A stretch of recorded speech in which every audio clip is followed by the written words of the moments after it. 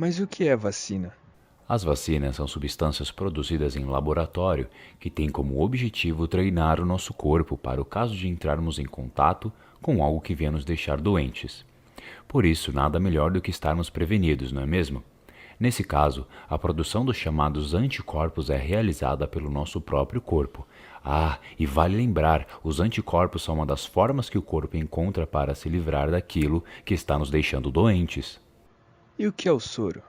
Já para o caso dos soros, diferentemente da vacina, ele não é produzido em laboratório.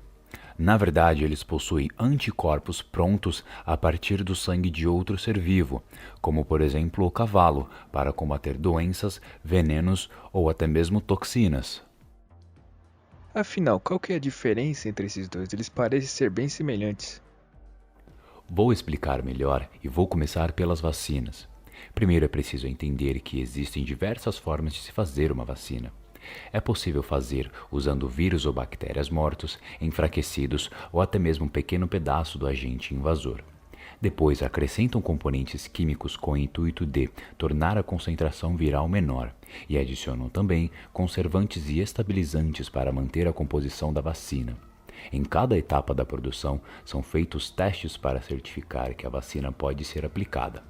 Após esse processo, a distribuição para todo o país é feita pelo Ministério da Saúde e assim chega aos nossos braços para nos proteger. Quando a vacina é aplicada em nós, nosso corpo cria anticorpos treinados para vencer os inimigos e guarda na memória todo esse ensino. Assim, ele saberá como derrotar esse inimigo para o caso do nosso corpo ser invadido por ele no futuro. Ah, então quer dizer que a vacina é elaborada em laboratórios e depois é injetada em nós para o nosso corpo se fortalecer futuramente contra o invasor em sua forma normal? Sim, isso mesmo. Ah, assim ficamos imunizados durante muito tempo porque os nossos anticorpos aprendem e memorizam que aquele invasor é ruim e deve ser eliminado? Por isso que se chama imunização ativa? Acertou mais uma vez. Por isso é importante a vacinação, afinal, ela é uma forma de prevenção. Agora vou te explicar sobre os soros e vou usar o exemplo do veneno de serpente. Antes de tudo, é retirado o veneno da serpente para depois o enfraquecer e assim injetá-lo em cavalos. Dessa forma, o corpo do cavalo começa a produzir anticorpos e, após esse processo, o sangue do animal é retirado para ser feita a extração dos anticorpos que combatem o veneno. Após teste de qualidade para verificar se os anticorpos estão em boas condições de aplicação em humanos, ocorre a distribuição para todo o país. Esse processo é chamado de imunização passiva e é recomendado para pessoas já infectadas e que precisam de uma resposta rápida contra o veneno, por exemplo. Bom, e o soro então é recomendado para as pessoas já infectadas por ter ação imediata contra o veneno, enquanto a vacina seria ineficaz nesse caso, pois o corpo ainda teria que produzir os anticorpos. É chamado de imunização passiva porque não é o nosso corpo quem produz eles? Isso aí, exatamente. Pensa comigo. O veneno continuará afetando o nosso corpo com força máxima enquanto estivermos sem nenhum anticorpo, e ao passo que começarmos a produzi-los, será tarde demais. Por isso, precisamos de uma resposta imediata, e nada melhor do que aplicar os anticorpos prontos e necessários para resolver o problema, não é mesmo? Ué, mas então por que tem que ser em cavalos? Bom, cavalos são animais de grande porte e, consequentemente, a quantidade de sangue que é retirada é alta e também por serem animais fáceis de lidar. E é importante salientar que existem soros utilizados para combater as ações de venenos não só de serpentes, mas também de aranhas, escorpiões e até mesmo toxinas de agentes infecciosos como os causadores da difteria, botulismo e tétano e até mesmo micro-organismos. Citaremos alguns exemplos de soros e para isso usaremos os produzidos pelo Instituto Butantan.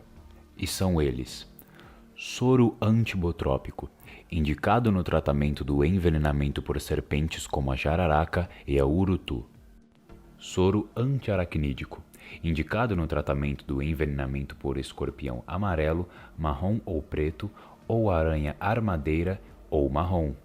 Soro antilonômico, indicado no tratamento do envenenamento por lagartas como taturana e tapuru. Soro antitetânico, indicado para a prevenção ou tratamento do tétano acidental ou neonatal, dependendo do tipo e das condições do ferimento. Mas só existem esses tipos de soro? Eu ouvi dizer que existiam outros também.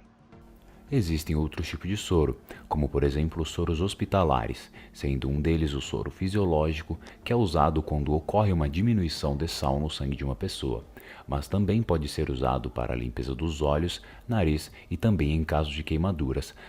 E não menos importante, o soro também é utilizado para casos de transplante de órgãos. Ah, agora eu entendi tudo. A única coisa que ainda estou curioso é sobre as vacinas da Covid-19. Como que elas funcionam, hein? Vem comigo que eu te explico. Vou começar pela Pfizer-BioNTech. A vacina da Pfizer é baseada no RNA mensageiro.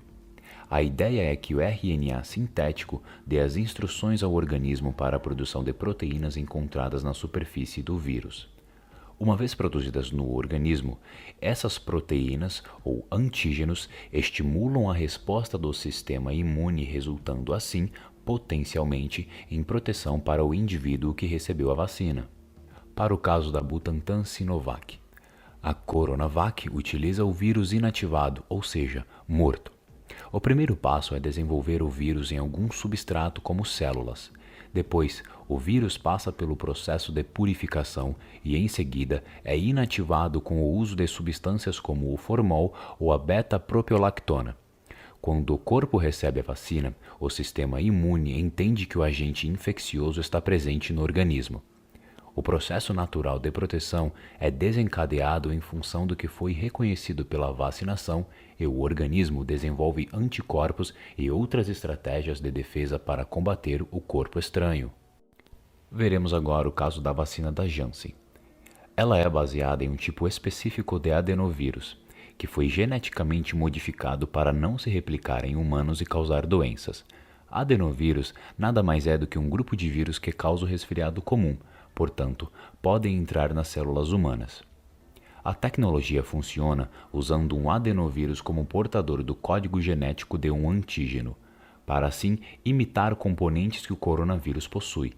Quando o corpo encontra o antígeno, ele induz uma resposta imune contra o agente invasor que é o vírus, produzindo células imunes e anticorpos. E agora, para o último caso, temos a vacina da AstraZeneca. Ela é composta por adenovírus de chimpanzé, que é manipulado geneticamente para inserir o gene da proteína spike. Depois de obtido, os adenovírus são amplificados em grande.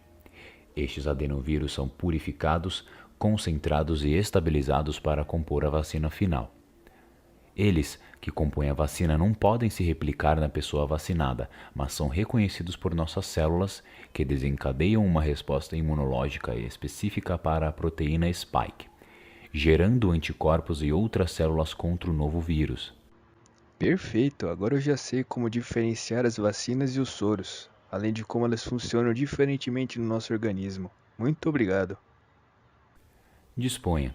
Nós da turma de Evolução e Diversificação da Vida na Terra da UFABC que agradecemos. E até a próxima!